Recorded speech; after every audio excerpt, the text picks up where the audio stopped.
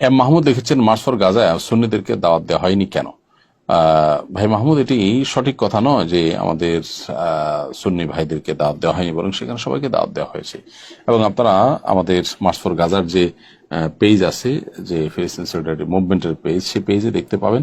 সেখানে কিন্তু বিভিন্ন সুন্নি ঘরানার ভাইদের ভিডিও বক্তব্য, তাদের লিখিত বক্তব্য, তাদের বিভিন্ন ভাবে তাদের মত প্রকাশের কথা তারা জানিয়েছেন। দুর্ভাগ্যজনকভাবে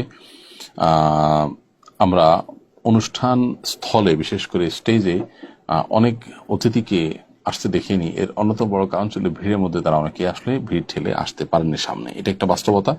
আবার নেসারাবাদী যিনি আপনার কায়েদ সাহুজুরের সাহেবজাদা, তিনি কিন্তু মঞ্চে ছিলেন। ঠিক একইভাবে মার্চ করে আমাদের সাথে বাতিল কলম থেকে মূল অনুষ্ঠানে যোগদান দেওয়ার জন্য এসেছেন ফুলতলির আরেকজন সাহেবজাদা, যিনি ঢাকা ইউনিভার্সিটির শিক্ষক, কিন্তু পরবর্তীতে তিনি হারিয়ে গেছেন ভিড়ের মধ্যে এবং স্টেজ পর্যন্ত আসতে পারেন নাই। তো এখানে সব ভাইদেরকে দাওয়াত দেওয়া হয়েছে, সুন্নি ভাইরাও ছিলেন।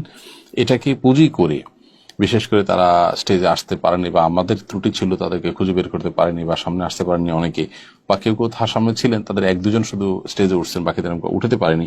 আমাদের তাড়াহুড়া করার কারণে প্রশাসন থেকে চাপ দিচ্ছিল তাদের শেষ করার জন্য, তাদের কিছুটা পিছুটান ভাব ছিল, বা তারা ইতস্তত বোধ করছিলেন, সেজন্য তাদেরকে আমরা তুলতে পারিনি। এটা আমাদের অপারগতা এবং ব্যর্থতা। কিন্তু তাদেরকে দাওয়াত দেওয়া হয়েছে, তারা সম্প্রীতি এবং সংহতি জানিয়েছেন এবং তারা অনুষ্ঠানে কিন্তু উপস্থিত হয়েছেন।